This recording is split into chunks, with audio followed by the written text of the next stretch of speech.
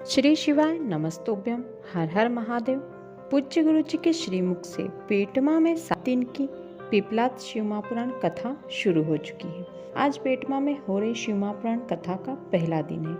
आज की कथा में गुरु जी ने 2 नई जानकारी, एक नया उपाय और कई पत्र पढ़कर बताए हैं। वो सभी इस वीडियो के माध्यम से आप सभी के साथ शेयर करने वाली हूँ।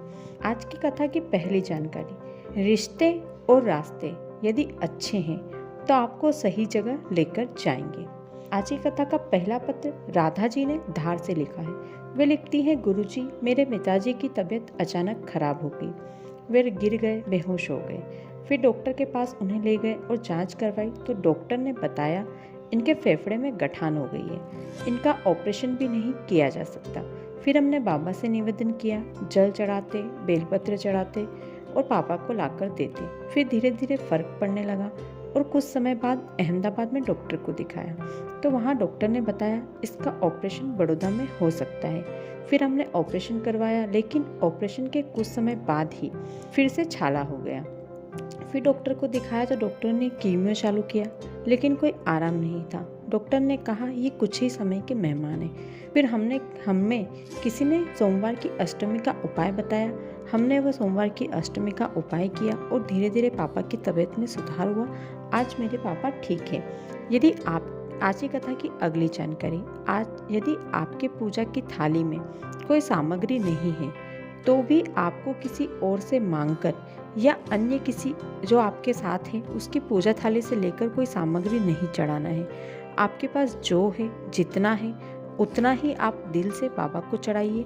भगवान उसमें ही खुश होते हैं। यदि आप अचानक मंदिर चले गए हैं और आपके पास 10 रुपये भी नहीं है तो आपको किसी से मांगकर वहाँ 10 रुपये नहीं चढ़ाना है, 1 रुपया नहीं चढ़ाना है, 2 रुपये, 5 रुपये, कुछ भी नहीं चढ़ाना है किसी से लेकर।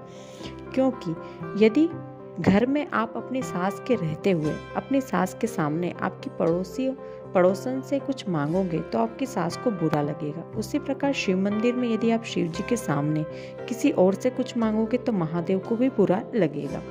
आज की कथा का दूसरा पत्र दीपिका जी ने धार से लिखा है। वे लिखती है, गुरुजी, मेरा बेटा 7 सालों से सरकारी नौकरी की तैयारी कर रहा था, लेकिन 1 या 2 नंबर से रह जाता था। वो कभी मंदिर नहीं गया था, लेकिन एक बार आपकी कथा सुनी और सावन से रोज 1 लोटा जल लेकर महादेव के मंदिर जाने लगा और महादेव को चढ़ाने लगा। एक बार उसने सोचा कि मैं आखिरी बार एग्ज़ाम दूंगा, यदि इसमें नंबर लगा तो ठीक है, नहीं तो कोई बात नहीं, अब मैं एग्ज़ाम नहीं दूंगा। और उसने इसकी एग्ज़ाम दी। मेरी माँ ने पशुपति व्रत किए और जब मेरी माँ के पशुपति व्रत पूरे हुए उसके कुछ ही दिनों बाद मेरे भाई को नौकरी के लिए कॉल आया और मेरे भाई की आज सरकारी नौकरी लग चुकी है। यदि आज की कथा की अगली जानकारी, आज की कथा का नया उपाय, यदि किसी के जीवन में धन, संपदा, वैभव, सत्ता या लक्ष्मी की थोड़ी भी कमी आने लगे तो आपको बेलपत्र के वृक्ष की पूजा करनी चाहिए। बेलपत्र के वृक्ष की पूजा सोमवार के दिन की जाती है। सोमवार के दिन 33 कोटि देवी देवता बेलवृक्ष के नीचे आकर शिव पार्वती का स्मरण करते हैं। सोमवार के दिन जो भी बेलवृक्ष के नीचे शिव पार्वती का स्मरण करता है, शिव पार्वती उसकी झोली खुशियों से भर देते हैं। सोमवार के दिन प्रदोष काल में बेलवृक्ष के नीचे बिना आसन बिछाए पेड़ के तरफ मुख करके शिव पार्वती का स्मरण करें। श्री शिवाय नमस्तुभ्यम मंत्र का जाप करें और अपने मन की कामना बाबा से और माता पार्वती से कहें। शिव पार्वती आपकी भी झोली खुशियों से भर देंगे। आज की कथा का तीसरा पत्र 9 साल की बच्ची ने लिखा है, जिसका नाम नित्या है, जो बेटमा से है। वो लिखती है, गुरुजी, मेरे भाई को इन्फेक्शन हो गया था। डॉक्टर को दिखाया तो उन्होंने कहा इसका ठीक होना मुश्किल है। पापा कई डॉक्टर को दिखा रहे थे और इधर मैं 1 लोटा जल लेकर शिव जी को चढ़ाती, एक बेलपत्र चढ़ाती और जल झेल कर लाकर और बेल चढ़ी हुई बेलपत्र लाकर भाई को देती। धीरे धीरे मेरा भाई ठीक हो गया। आज की कथा की अगली जानकारी, नारी के द्वारा महादेव को चढ़ाया गया 1 लोटा जल अपने ससुराल और मायके दोनों की पीढ़ियों को तारता है। आज की कथा की अगली जानकारी, यदि आप शिव मंदिर जाकर 1 लोटा जल नहीं चढ़ा सकते तो सूर्य को 1 लोटा जल अर्घ दें। यदि आप ये भी नहीं कर सकते तो तुलसी जी को 1 लोटा जल अवश्य चढ़ाएं। इन तीनों काम में से आपको एक काम अवश्य अपने जीवन में रोज करना चाहिए। आज की कथा का चौथा पत्र पूजा जी ने बेटमा से लिखा है। वे लिखती है, गुरुजी, पहले के लोग शिव मंदिर में शिवरात्रि से शिवरात्रि जाते थे या कभी सोमवार को चले जाते थे, लेकिन शिव महापुराण की कृपा से अब रोज शिव मंदिर में बहुत ही सुंदर श्रृंगार होता है। रोज लोगों का मेला शिव मंदिर में लगा रहता है।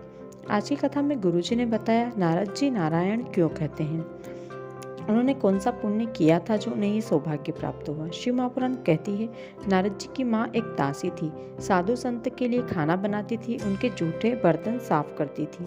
जब वो गर्भवती थी और जब नारद जी उनके पेट में थे तो वो साधु के लिए खाना बनाती, और जब साधु संत खाना खा लेते तब उनके जूठे बर्तन साफ करते समय जो भी जूठन उनके थाली में होता था वो जूठन को वो पा लेती थी और उसका भाग नारद जी को भी गर्भ में प्राप्त होता था। इसी के पुण्य से नारद जी को नारायण नारायण कहने का सौभाग्य प्राप्त हुआ। तो दोस्तों, ये थी आज की कथा की विशेष जानकारी, पत्र और उपाय जो कि आज की कथा में गुरुजी ने हम सभी को बताए हैं। आशा करती हूँ आज का वीडियो आपको अच्छा लगा होगा। वीडियो अच्छा लगा हो तो वीडियो को लाइक करें। साथ ही ऐसे ही और वीडियोस गुरुजी की सभी कथाओं की जानकारी के लिए मेरे चैनल को तुरंत सब्सक्राइब कर लें। साथ ही कमेंट में हर हर महादेव लिखना बिल्कुल भी ना भूलें। धन्यवाद।